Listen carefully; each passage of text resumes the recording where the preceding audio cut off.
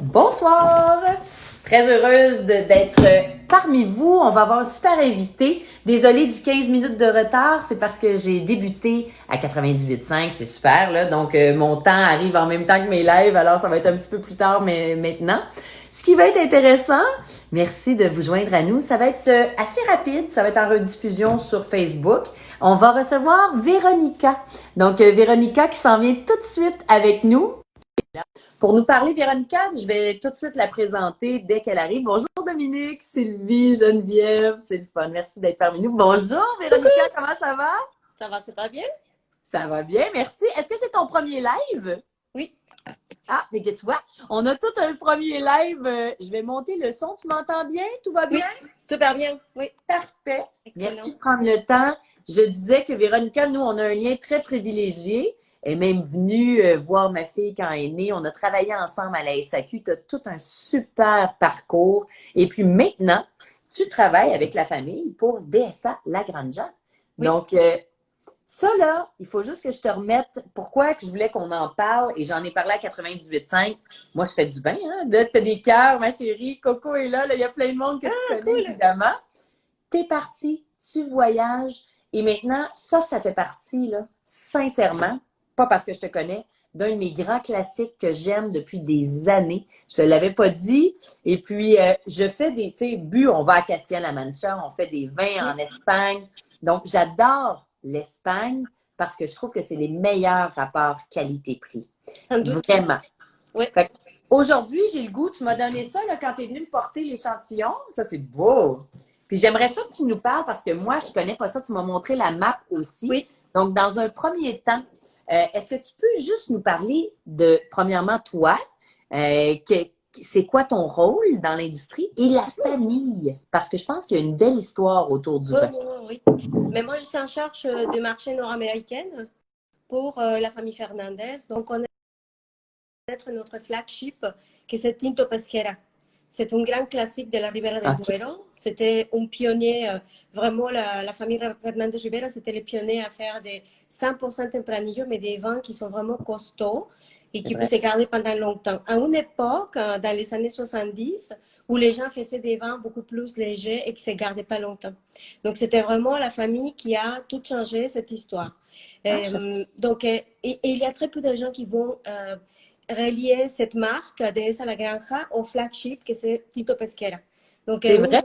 une partie de mon boulot, c'est de communiquer ça et dire oui, c'est la même famille qui fait Tinto Pesquera, sauf que le projet est vraiment différent. Là, je vais te raconter pourquoi ils sont allés produire ces vins hors de la Ribera del Duero. Mais avant tout, je voulais Je ne savais même pas, là, tu me fais penser. Il y avait un super restaurant ibérique, comment ça s'appelait? La Casa, ça va me revenir. Puis le Pesquera, là, c'était la vedette. Là. Écoute, c'était fou, mais j'avais moi-même pas fait le lien, pour être honnête. Là. Oui, je ne savais pas. Mais c'est la même famille, tu sais. En 1972, ils ont acheté Pesquera, que c'est la Ribera del Duero. Après, ils ont acheté Condado de Asa, que c'est un 100% Tempranillo, Ribera del Duero aussi. Ah, que j'adore. OK, fait que c'est vraiment tous reliés ensemble. 1988, Condado de Asa. Donc, en 1975, c'était le premier millésime de Tinto Pesquera. En 1988, Condado de Asa, qui ont commencé à faire des vins. Et celui-là, les DS à la Granja, en 1998. Donc, 10 années après. Fait que 10 années après. Fait que si on regarde, là, c'est marqué Alejandro. Alejandro, oui. Je ne suis pas capable de le dire comme toi. Mais c'est la troisième génération, donc? C'est la deuxième génération. Deuxième, puis là, est-ce qu'il travaille à développer la troisième ou non? Oui, bien sûr. Oui, mais voilà qu'il y a eu, tu sais, avant les noms de la compagnie, les 4 vignobles étaient regroupés sur Grupo Pesquera. Puis aujourd'hui, ils ont changé les noms à Familia Fernandez Ribera et justement, ils ont fait les changements et ils ont changé un peu l'image, les noms de la compagnie parce qu'ils sont en train d'introduire la troisième génération.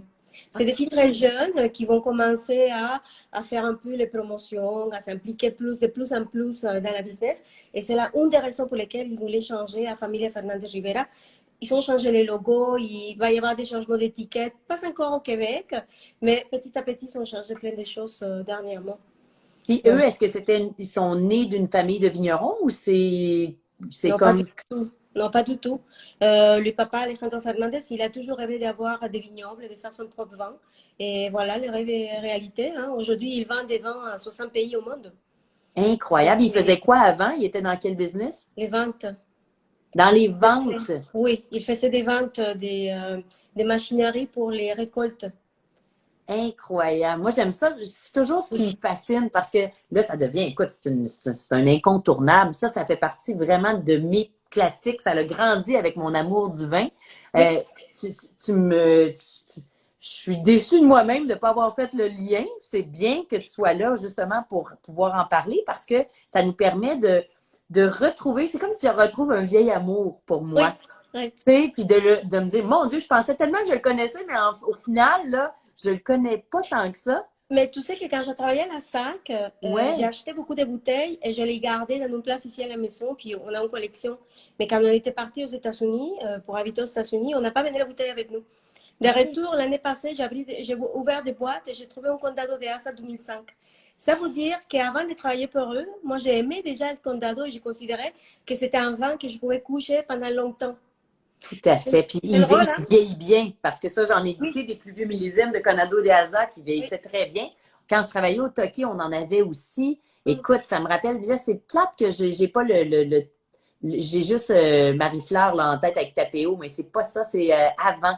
Bref, ça va revenir. Donc, si on parle de justement les trois domaines, là, on est dans la vallée du Douro? Non, c'est vraiment Castilla y León. Puis tu vois, Castilla y León, c'est une area dans Oui? l'Espagne que c'est où il y a plus de vignobles dans toute l'Espagne. Donc, OK. dans la Castilla y León, tu as le Bierzo, tu as la Oui? Ribera del Duero, les Cigales, la Rueda, el Bierzo, Cigales, Ribera del Duero et Rueda. Et Sont Rueda? des appellations qui sont super importantes en Espagne, mais ils sont toutes dans la même région. Puis là, ils sont Toro aussi. La raison pour laquelle la famille est allée acheter cette place et produire un vin hors d'appellation, c'est pour pouvoir avoir beaucoup de liberté par rapport au relâchement des produits. Parce que Ah. l'idée, c'était de vendre des vins qu'il allait garder pendant longtemps pour les faire vieillir pour les consommateurs. Hmm. C'est comme ça qu'on se retrouve aujourd'hui avec un prix vraiment très abordable pour un Tempranillo 100% qui peut vieillir encore pendant longtemps, puis que c'est en 2014 au Québec. C'est Imagine, c'est un vrai, c'est vin. ça la grande différence. Parce que j'allais te demander, ça c'est l'échantillon que tu m'as laissé, mais là c'est vraiment ce qui est commercialisé en ce moment, c'est le 2014. C'est ça. Ça c'est remarquable. Puis pour ceux qui nous écoutent, c'est important. Là, écoute, c'est mes anciennes amours. Moi, j'étais en charge de la cave de garde quand on travaillait ensemble à la SAQ. Oui, Et des vins, tout le monde me demande qu'est-ce que je peux coucher en cave ou, tu sais, les gens n'attendent pas d'avoir leur vin bonifié avec un certain âge. Ni les producteurs. Si tu regardes en ce moment, tout est du 2018 à peu près là, dans les millésimes pour les rouges, ce qui est très, très jeune. Et c'est dommage. Là, on calcule 6 ans d'âge, presque 7 ans déjà, oui, à 20 $, oui. c'est pas battable. Moi, je ne sais pas comment ils font parce que c'est une énorme gestion de cash flow de coucher tes bouteilles et de les vendre plus tard. Là. C'est remarquable. Donc, comment de temps un vin comme celui-là peut passer en barrique? Pour le temps de barrique, sais-tu Mais sais, lui, pour un c'est vin 24, d'entrée de gamme, tu peux pas les laisser trop longtemps en barrique. C'est combien de mois? Est-ce qu'ils le font longtemps? 24 mois en barrique, lui. 24 mois en barrique, pas de fût neuf. De fût. Non, non, il change quand c'est nécessaire, ou il change les barriques à chaque 5 ans, il est en rotation, mais c'est jamais de neuf. C'est Jamais, jamais. impressionnant. 24 mois plus une année minimum dans la bouteille avant qu'on les fasse venir. C'est à cause de ça qu'ils ne voulaient pas être dans une appellation parce qu'ils voulaient vraiment relâcher les vins quand ils considèrent que les vins sont Oui. vraiment vieillis et Mais oui. qu'on peut amener. Mais c'est vraiment super fun comme projet parce qu'on l'offre aux consommateurs. La plupart des gens, ils ne peuvent pas coucher 600 la bouteille. Je suis sûre. Impossible. Impossible, c'est Donc, trop cher. oui, Tout le monde va les boire avant. Mais c'est vrai, on a de la difficulté, peut-être partout à travers la planète, mais de faire vieillir les vins. Des vins d'entrée de gamme aussi, à savoir, quand je parle d'entrée de gamme, 20 $, c'est archi abordable pour oui, une belle qualité, mais qui tiennent la route parce que, tu sais, si je le déguste, là, je trouve, tu sais, on regarde toujours la robe pour ceux qui sont habitués de déguster avec moi. oui.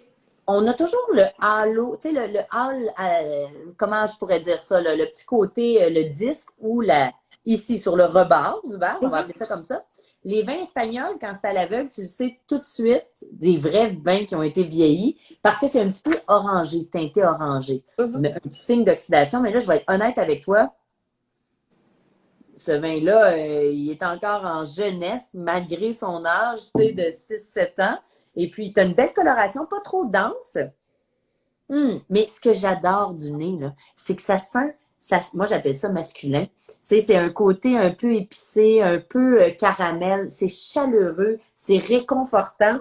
Hum, Je capote sur la qualité de ce vin-là. C'est sapide, tu as une belle acidité, une belle structure et les tanins sont très, très fondus, même s'ils sont présents. Donc, en anglais, on appelle ça gamey. Ça goûte la viande, tu sais, le jus de viande. J'ai pas d'autres mots. Oui, C'est de la bombe. oui. Mais tu vois, ils ont acheté cette place, et c'est une place vraiment spéciale. C'est ce qu'ils appellent les Américains des wine from farm to table. Parce qu'en fait, là, c'est une ferme. Donc, imagine cette place, 800 hectares, 800 hectares de propriété, et duquel il y a seulement 1200 hectares plantés de Tempranillo. OK. Donc, seulement 1200 hectares qu'on peut utiliser pour faire du vin, mais ils ont planté aussi une centaine d'oliviers. Donc, on produit l'huile d'olive Je savais pas. de la même propriété, avec la même marque. Et puis, une des raisons pour lesquelles ils ont acheté cette place, c'est parce qu'il y avait déjà une cave souterraine et nous avons 3000 mètres carrés disponibles pour coucher les vins. Wow! Donc, tu vois, c'était vraiment la place idéale. C'est vrai. Ils ont amené les clones de Pesquera pour les planter là-bas. Ah, ça, je ne savais pas. Puis tu vois, je fais un petit clin d'œil à notre ami sommelier Olivier, qui est justement français, puis qui dit c'est des belles découvertes. Donc, ça, c'est vraiment une. Si vous ne le connaissez pas, là, c'est plus qu'une belle découverte. Ça devient votre meilleur ami. Moi, c'est un incontournable. Ça plaît à tout le monde en plus. Mais c'est vrai que le vrai problème de la commercialisation des jeunes millésimes, donc des jeunes vins, hein, c'est qu'on ne sait pas nous-mêmes attendre que la nature fasse son œuvre. Et je trouve ça beau comment c'est rédigé. Olivier, merci. Parce que c'est vrai que tout le côté magique d'un vin, mais il faut faire attention parce que souvent, il y a du bois mort aussi. Fait que ça, c'est votre expertise de les faire vieillir pour le consommateur. Et si tu le reçois là, en ce moment, est-ce que vous jugez justement que c'est prêt à boire maintenant ou tu le garderas encore couché pour le faire vieillir? Il est prêt maintenant, mais il va gagner de la complexité dans les prochains 5 ans. Donc, encore 5 ans? Facilement. Facilement. Moi, j'ai déjà goûté des 1998 de la même marque qui étaient en pleine forme il y a 300. Là, ça, c'est quelque chose que j'ai jamais parlé, le temps de vieillissement. Puis, tu sais, vu que j'utilisais vraiment mon expertise pour regarder le développement d'un vin, j'en profite pour le montrer. Tout le monde me dit comment je fais pour savoir si mon vin va rester longtemps. Exemple, j'ai un nouveau bébé, je veux m'acheter un nouveau millésime, qu'est-ce que j'achète? Mais j'ai 20 $. Là, c'est certain que c'est difficile. Donc, j'aurais le goût de leur dire d'aller chercher déjà. Tu sais, si on attend 18 ans, est-ce que tu penses qu'un Condado de Asa ou un Pesquera pourrait facilement vieillir 18 ans? Plus que ça. L'année passée, 2019, j'ai dégusté un Condado de Asa ici à Montréal parce qu'on a fait un événement spécial et on a fait venir des vieilles millésimes. C'était en 2000. Donc, 19 ans d'âge. Je ne pourrais pas croire la couleur, la complexité, un vin complètement équilibré, tout ce que tu voudrais trouver dans un vin, vraiment, on n'aurait pas dit que c'était un vin de 19 ans. Et c'est un vin Condado, il coûte 27 $ à la sac. C'est incroyable. Mais là, tu me scies les deux jambes. Parce que j'ai beaucoup de gens. Bonjour Julien, c'est le fun. On a l'Europe avec nous. C'est vraiment plaisant. Merci d'être là. Je vais souvent leur dire d'acheter Bordeaux, Bourgogne. Mais Bourgogne, ça oscille dans la qualité. Tu sais, une bouteille peut être wow, puis l'autre peut être pas belle. Puis les prix. Les prix, c'est trop cher. Donc, j'ai rarement pensé à un vin espagnol pour du long terme parce que dans ma tête de sommelier, c'était vous qui les faisiez vieillir et c'était prêt à être consommé maintenant. J'avais pas tendance à les garder d'emblée. Ça, ce vin-là, là, 20 $, là, je suis sûre, 5 ans, même 10 ans, je suis certaine que la qualité va être là. C'est très, très impressionnant. De la façon que moi, on expliquait quand j'ai commencé à travailler pour cette compagnie qui fait seulement des Tempranillo à 100%, ils ne font pas des blends, c'est que le Tempranillo, dans la peau de raisin, il a des tanins et il a l'acidité. Oui. Et c'est à cause de ça que c'est le raisin parfait pour vieillir les vins pendant longtemps. C'est vrai parce que la première chose, c'est ça qui m'a frappé, c'est ça que je t'ai dit. J'ai dit l'acidité. Puis dans un rouge, on a tendance à penser qu'il n'y a pas d'acidité. Ou tu sais, les vins américains, j'ai fait une session avec des vins américains. L'acidité était là parce que c'est un grand producteur, mais Oui, souvent, c'est ce qui manque. Donc, le Tempranillo te donne à la fois la coloration. Mais la coloration de Tempranillo, en jeunesse, c'est beaucoup plus punché. Là, c'est parce que c'est un petit peu plus vieilli. oui, oui, tout à fait. Oui, Fait qu'il perd de sa coloration, mais pas de oui. son élégance. C'est ça qui est beau, là. Donc, je veux faire un beau clin d'œil. Je prends pas plus de votre temps. Aujourd'hui, ce que je veux qu'on retienne, et là, tu m'épates, cher ami. Je savais pas que c'était la même famille. Donc, Tinto Pesquera, Oui, Condado de Asa, DSA La Granja, c'est toute la même famille. oui. Et nous avons un autre qui arrive à la SAC bientôt, le Vinculo. C'est la quatrième propriété. Comment tu vas l'écrire, ça? Vinculo, ça veut dire les liens. J'entends V-I-N-C-U-L-O. Vin Coulo, genre le vin de cul. J'étais là, comment qu'on écrit ça? Le Vraiment? Vin C'est Coulo. vraiment ça? Ça va pogner. Puis avant qu'on se quitte, Jess, qu'est-ce que tu mettrais sous les grilles? Quelque chose de très populaire au Québec.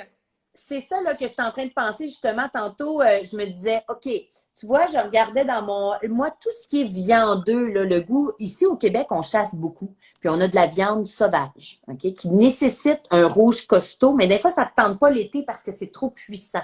Puissant Oui, en bouche et puissant. Mais vous pouvez faire du cerf, de l'orignal, mettez ça sur le barbecue, des morceaux si vous êtes capable. Ça peut être très intéressant comme structure. Si vous n'avez pas ça, le bœuf, les saucisses. Parce que l'épice, moi, j'ai de la difficulté à faire un bon accord avec des mets épicés relevés. Tu sais, une saucisse merguez, du chorizo. Fait que l'effet grill, caramel, épicé, va très bien aller parce que les tanins sont fondus, sont oui. pas agressants. Donc, ça va aller chercher le petit côté viandeux, là, et ça va être vraiment bon. Donc, là, ce que moi, je vais faire ce soir, vous venez couper pour que ce... Gardez en tête que c'est l'été. Il fait chaud. Fait que pour le corps, là, tu sais, ça, c'est d'habitude là, plus réconfortant. Mais les gens qui aiment les rouges, qui sont quand même assez prenants, là, premièrement, vous les servez frais. Donc, lui, tu vois, c'est un 14,5 d'alcool, j'imagine? Oui. Oui. Fait qu'il est assez puissant. Tu le sers un peu plus frais. Il va aller grimper dans la température dehors. Ça baisse l'effet chaud capiteux de l'alcool. Okay. Et là, le côté caramel, tu sais, quand tu parlais de bois, 24 mois en fût, là, ça, tu vas le rechercher. Je voyais que Chef Pérez du Renoir était là, tu sais, du Sofitel. Ça, tu vas chercher ça sur ton grill. Donc, dès que tu as un côté qu'on appelle empyromatique, comme un pyromane qui met tout en feu, Ouais. on veut aller chercher le côté grillé, barbecue, toasté, mais pas trop, parce que tu veux avoir la finesse du vin. Fait que venez couper votre viande avec juste une belle salade estivale. Le végétal va prendre la place. Faites attention à votre vinaigrette. Là, tu pourrais travailler ton huile d'olive. Est-ce que l'huile d'olive, on peut l'avoir au Québec? Je cherche un distributeur. Je suis en train de chercher maintenant au Québec. Avis. Donc, Avis à un distributeur. Bonjour Eric. Ah, c'est le fun. Merci beaucoup. Je vais conserver mes condados et des hasards encore plus longtemps, Marc. Oui, vraiment cool. oui, à faire. Cher ami, t'es fantastique. Donc, allez hop sur le barbecue. Merci de ton temps. Merci à tout le monde qui ont été là et redécouvrez. Je pars en Espagne tout de suite et je vais manger au Québec. C'est parfait, Olivier, on vous attend. Donc, merci. Ciao, ciao. Santé. Bye bye. Bye bye.